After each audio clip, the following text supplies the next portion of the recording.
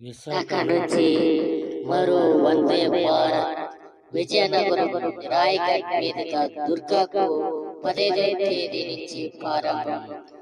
ఈ విధంగా road, railway అన్ని రంగాల్లో దూసుకు వెళ్తున్న భారత్ ఎంతో మంది అన్ని రకాలుగా మన ప్రభుత్వం కష్టపడతా ఉంది.